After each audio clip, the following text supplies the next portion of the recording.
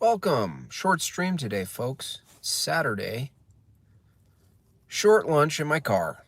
Yo! Arwen, what's up? Jim, Def Leppard, Free Ballin', Hey, Joanna, Sully G. What up, yo? This is a short stream. As you know, it's Saturday. I do short streams on Saturday. This one's titled Relativism is Stupid or something like that. And I know I've gone into this, but it's just so dumb. And I'm starting to realize quicker, a bad faith interaction. For instance, I just did a post on Instagram of a comment. The same post I put on YouTube. And this girl, she came over to Instagram and liked a bunch of stuff. And then she's definitely triggered by religion. So, first thing, she strawmans all religion. Then she says, truth is not absolute. And I point out that that's an absolute claim about truth. So, that can't be true unless it's untrue. She didn't really get that. And that's how stupid it is. As soon as someone doesn't acknowledge, if someone says true, everyone has their own truth. There's no real truth. That's just my position. You can't, if they don't acknowledge the insanity, the stupidity, the absurdity, the logically incoherent garble that is, so they argue truth doesn't exist, yet they pester you to give your account of truth is absolutely insane. But the consequences of that stance, aside from just being embarrassingly retarded and contradictory, is that you can't ground anything. You can't attack, like one moment a person will say truth is relative. Everyone has their own truth, right? And then you're like, well, that's just your own truth, so it can't be true. Then the consequences are you can't attack anybody else's position. An atheist materialist couldn't possibly have a valid argument that isn't just purely their opinion, subjective, arbitrary, against a religious position. They couldn't possibly ground the claim that, religious belief is dangerous or, it's bad for society or whatever it is. As soon as you start with there's no such thing as truth, or everyone has their own truth. She tried to use this terrible example. I'm glad I caught it quickly, of like a colorblind. She was like, my friend is colorblind. His truth, he sees colors differently, and that's his truth. Well, I said, yeah, his perception of colors is different than the dominant mechanism of the eye. That's a malfunction. So you're appealing to a malfunction to argue that, truth is relative. But the reality is the frequency of colors and lights maintain the same. They're distinct. They have they abide by the law of identity. Just like an A, someone who's tone deaf tries to sing an A, right? Maybe. Just guessing. They don't sing an A. Is she going to say, oh, that's their truth though? An A is, their A is their A and your A is your, no, it's math. There's a mathematical consistency of the system of octaves, or the system, that we categorize colors in. The names are whatever you can call green. Green could have been called egg. Green could have been called up. The actual terms themselves, you could argue they could be arbitrary, but what we're naming is consistent. So the appeal to, someone, that's like arguing a person without legs. Their truth is that people don't have legs. No. Colorblind person doesn't see colors the same way most people see colors, the way most people's eyes operate. But it doesn't change the fact that there are frequencies that we discern in colors, and we just happen to name those colors and categorize them. His truth isn't that colors are different. His truth is that he's colorblind. The consequences are colors are different. The truth isn't colors are different. The truth is he's colorblind.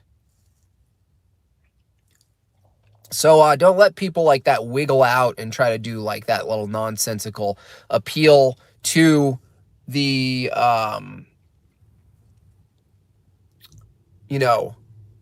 exception.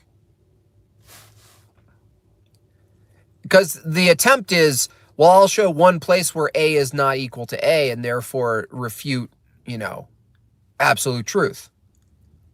But no, you don't appeal to a malfunction. That's like saying like radios, or a transmitter picks up these signals, and then you're like, well, this transmitter doesn't. And you're like, well, it's half broken. Yeah, but it doesn't. So transmitters don't pick up signals and transmit signals. It's so nonsensical.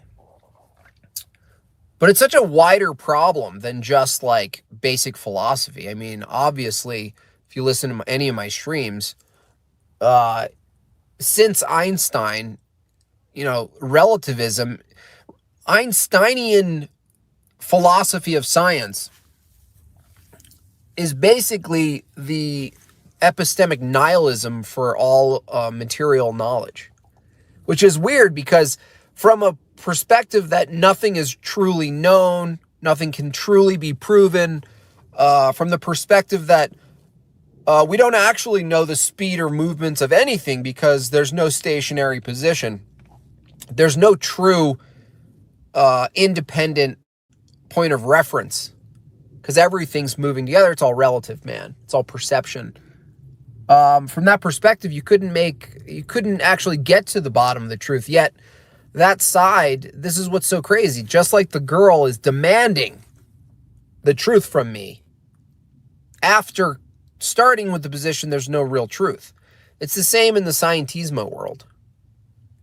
The argument is nothing can really be proven. It's all relative. We don't, everything's moving as one thing, and then you can't really know the speed of anything. You just have to kind of start from one place that's assumed and then go from there. It's the same problem. They start from a relativistic, nihilistic, naive place, and then the levels at which they assert their authority in knowledge, in what's true and what's established, contrasts their starting point. In other words, their arrogance in knowledge is completely in stark contrast to their starting assumption, which is nothing can truly be known or proven. It's absurd. And then they'll go on to say, science proves that, It's insane. It's complete insanity, okay? Emmanuel Jenkins, $50. Thank you. That's very generous of you. For the doll seamstress time, thank you. I was actually thinking about the seamstress right now. I got someone working on the head, at least starting on the head of Jordan Peterson. And so if he is confident in sewing, it would be cool to have him do the whole thing. Now, if, I'm talking to you, Stoopy. Not stupid, Stoopy. If we need to outsource, if we need some tiny Asian hands, not my children, to sew some really impeccable Jordan Peterson, tweed vests, then we'll have to do that. But I appreciate that. Thanks for that donation. Relativism has a depolarizing influence but when used as a shield to hide under leads to isolation, fear, and solipsism. Yeah, solipsism. And the technology is not going to help the solipsism. I just saw an ad for like, getting your, it's like a friend, it's like a person who represents you. You remember her? Her was like a romantic, it was like a girl talking. It was like Scarlett Johansson's manly voice talking to, who's that vegan psychopath? I'm Joaquin Phoenix. Yeah, Scarlett Johansson's like, "Hi, do you like me? Let me talk in your ear. Are we falling in love?" He's like, "I don't eat meat. Her is in my ear.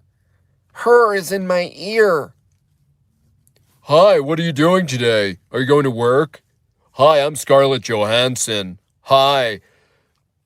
Anyway, the whole concept, in that world, they present it as like almost like a prospect romance, but they're going to start presenting like your other version of yourself, like a version of yourself that can talk back to you based on it having more accurate access to memories or inputs that you've put in about you.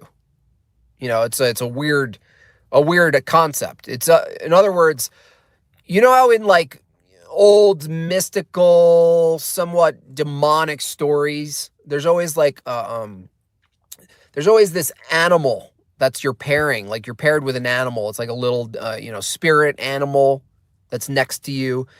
Well, the future of AI and technology will present that to people, and people will take it on given the assumption that it helps them. Just like the phone, quote, helps us find our way around, it totally diminishes our ability to understand where we are in any given location with using just our senses and our understanding of what's going on. And I'm not like, free of that either. I'm at the mercy of a phone most of the time for things. But the thing is, it's going to go into this world where, there's a version of you that's represented in your machine or in the cloud or whatever, or in the virtual world that has more immediate understanding and access of all of your information. Because our brain, we could probably think of the year when we got the red jacket for our birthday, but we can be wrong. Well, the machine is less likely to be wrong if the inputs are accurate.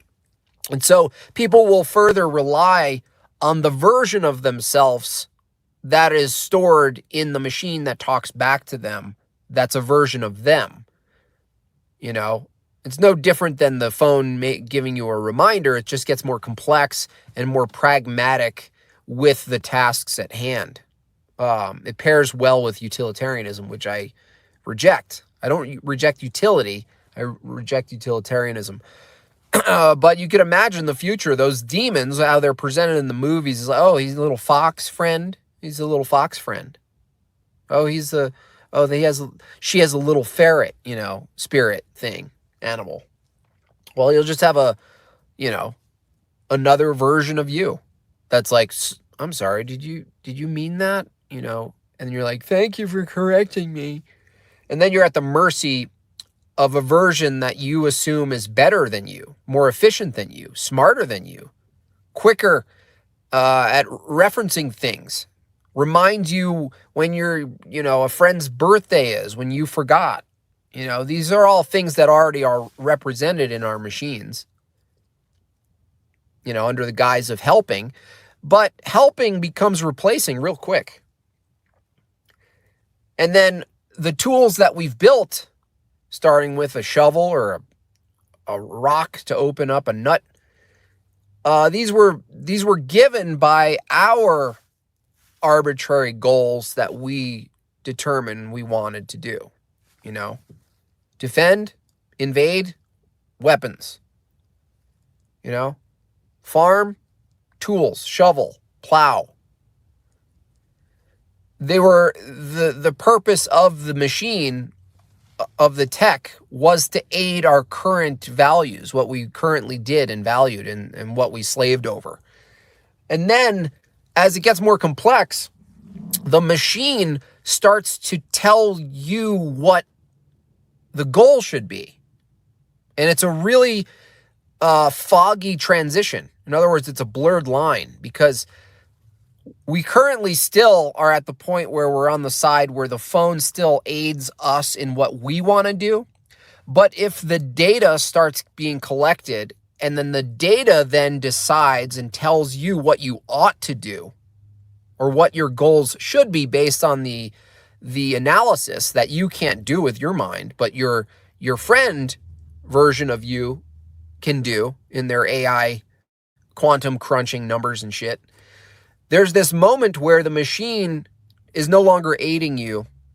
You're aiding the machine's suggestion of your behavior. Now, this is what the technocrats, the smart city, the crazies, the true visionary, revolutionary futurists see. The hive mind that's given by a directive to crunch all info and spit out an algorithm that dictates the telos of human behavior. It's going to fall apart, because again, what drives us is spirit.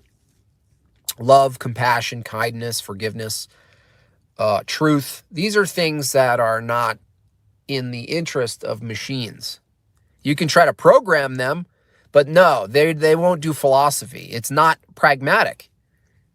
It's not efficient. It doesn't enhance speed. Thinking about the plight of existence, thinking about the moral dilemma, is not consistent with getting stuff done necessarily. But it's as important to ponder. The moment you think God abandoned you, the moment you lose faith in good, these are not questions of how quickly we can produce something. These are not questions of productivity, efficiency, optimization. Just like making a beautiful building in the past, what was on their mind is matching the standard of God, knowing they couldn't actually do it, but they can try. It wasn't about how to fit more people in a square to consume Amazon products from the shelves. That wasn't the purpose. It's not actually effective or efficient. It's not given by efficiencies. That's why these machines, the future that people are dreaming up, we're not, but we see it for what it is. You don't have to really worry, because it's based on a false premise about what humans value.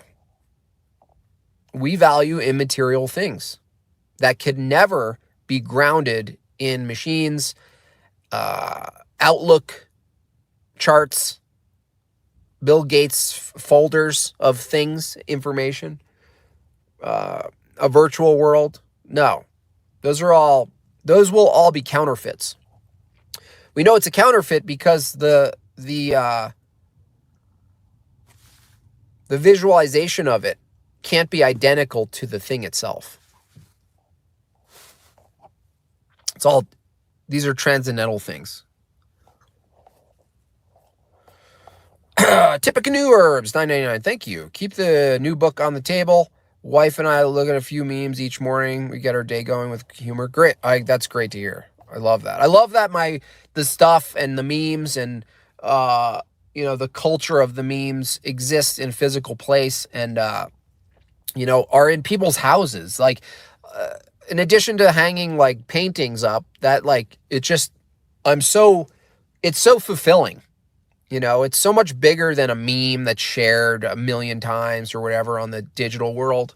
The fact that it's in people's homes and it impacts their day, or, it sends a stick into the spoke of a wheel of a person visiting, even starts up a conversation. I like that because it puts people in contact with people. even if they disagree.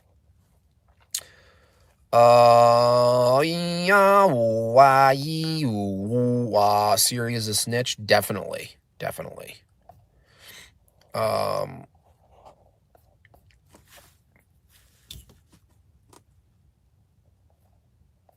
mean, the Shire hasn't even progressed to the bicycle age, for crying out loud. Yeah, they know. They know what they value.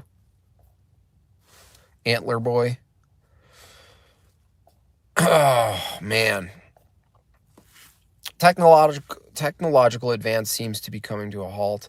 Yeah, it's like the abilities to do what they see as cool things. Like, there's this weird conflation that progress is equal to being able to manipulate matter or to transfer imagery quickly. Like, it's not, because the progress, it's an if X only. If progress equals moving information faster from mind to mind, then you can say objectively where progress is, where we are in that chart. But as far as where humanity goes to, where we take things, why we take things anywhere, in any direction. Back to the beginning of this stream, the girls arguing there's no truth, but arguing against religion. That's nonsensical. There's no truth. You shouldn't be religious. Based on what? How can any of that be true?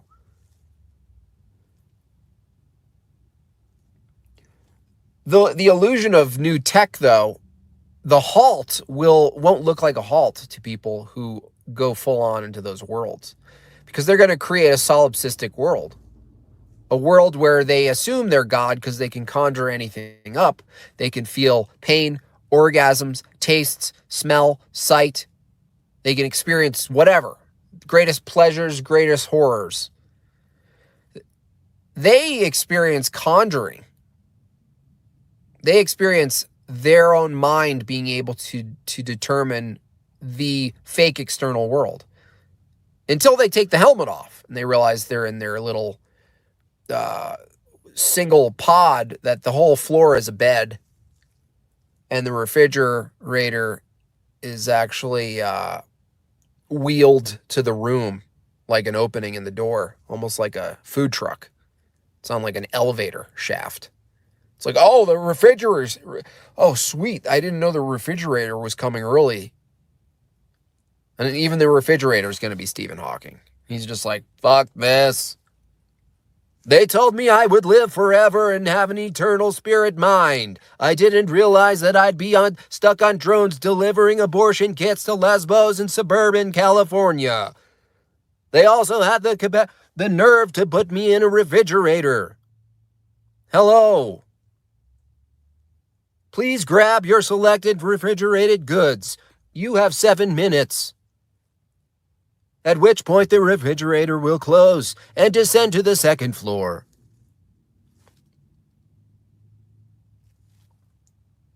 If they were going to make me live forever as an eternal AI consciousness, why did they still make my mouth look like this?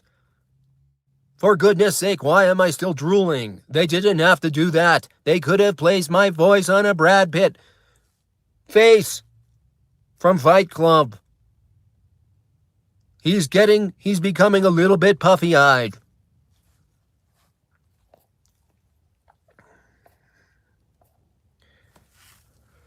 Made by Jimbo, what do you think of my contemporary theory that the mark of the beast right now is a smartphone in your hand and a pair of VR goggles? It could be. The mark of the beast is so true, and it's true at any resolution. Even before the goggles, it's like, look at the back of your phone. It's literally a bitten apple. What does the bitten apple represent? What was it then and what is it now? It's the tree of knowledge. We have full access to the tree of knowledge in our hands, and it's a bitten apple. Now, there could be trolls who just do that for fun. Like Bill Gates making his Luciferian crypto machining patent 666. Like, there's like this like scriptural trolling where you make it consistent with prophecy as a troll, but it also like inverts it and legitimizes it at the same time. I wonder if they did that with the Apple. Like, they thought that, they probably did. I mean, it's just a clear direction. It's like the computers give us access to knowledge and speed and information. It's like, take a bite, keep it in your hand. I mean, someone should meme Adam and Eve reaching in the tree for the apple, but it's just the phone, the iPhone.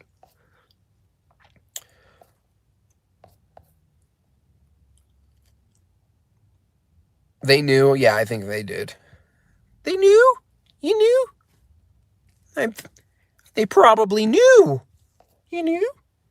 I can't even see the word new, whether it's K-N-E-W or N-E-W, without immediately hearing Peterson. It's actually a curse. You knew?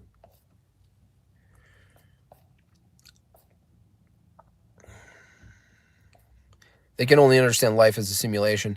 Yeah, in the simulation, there's no consequences. That's the biggest, aside from just all the demonic shit that's going to emerge in there. All of the hellscape isn't just horror. It's not just, seeing, Maggie Simpson on a strip pole. And you're like, it's fine. It's just a simulation. It's the fact, the closest I can get to embody or mentally conceiving hell, most people, it's like screams and torment and all this stuff that's horrific, and the idea of like just eternity of something of that experience. But ultimate hell for me is the disconnect of all meaning. That where nothing makes sense. Like a horror film would be someone waking up in the future or in the past or whatever. And it's not that they are in a new world that's discernible. Oh, I'm in a new world. What is this? What is that? Oh, that looks like they sit on that and they walk around on that. Oh, and look, they have this language that they're sounding out things to each other. What is that? And it's something discernible you can figure out. There's the law of identity. Ultimate hell horror for me is the law of identity, the laws of thought are obliterated, and there's no coherency to anything. And, retard's metaverse is that to me. It won't start as that, but there will be corners of that world where absolutely nothing has any coherency, makes any sense. It's taking surrealism, Salvador Dali, and that whole movement, Dadaism. That's why I call it Digidata. It's the Digidata era where anything goes. There is no identity. That's the irony of the identity politics. The useful idiots who think, oh, I get to, I identify as this. Tell me I'm that. And you're like, no. The irony is when these worlds, when they go into these worlds, no one's going to give a shit. Not only do they not care if you're an elephant, stage 1, oh, you're an elephant? Yeah, call me elephanty. Okay. Well, stage 2 is you might think you're an elephant, but now the technology is so good that I don't even see you as an elephant. I don't even see you the way you want to be seen, under the assumption that you can be whoever you want. This is the Faustian deal. That's what's Faustian about it.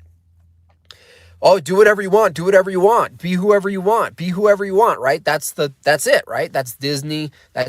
Be whoever you want to be. It's Ayn Rand. Pursue your greatest desires and interests. You can be whatever you want to be. You can be whatever you want to be. Take that to its logical end. The Faustian backhand from Satan is that no one will see you how you want to be, because the tech will allow them to see you how they want to see you. Get it? Because it starts with, be seen how you want to be. I'm a man and I want titties. It's like, you see the inversion now. Go into the digital. Oh, now I can really be a man with, whatever. I'm a man, woman, they, pig. I'm a chimera. Well, that's it. You get pulled in with the treat of inverting all truth, violating all law of identity, all meaning, all hierarchy, all definitions. And the backhand slap from Satan is nobody sees it anyway. You think you're a cheerleader from the 50s. Well, my program decided to see you as a car. You're not even human in my world.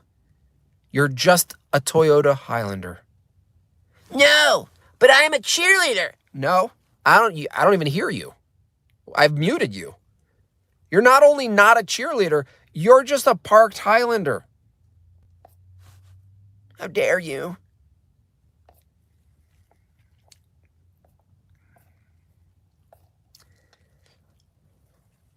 Modern, artistically, demonically possessed liberals. Dolly didn't go far enough. Yeah, Dolly was all about it. The whole movement, since even back to the Italian futurists, it's all about inversion. Invert what's true. Oh, it's so unique. Look, his nose is on his ear. Oh, he's just... And then you saw the same with music, You invert music, and it's a race to the bottom.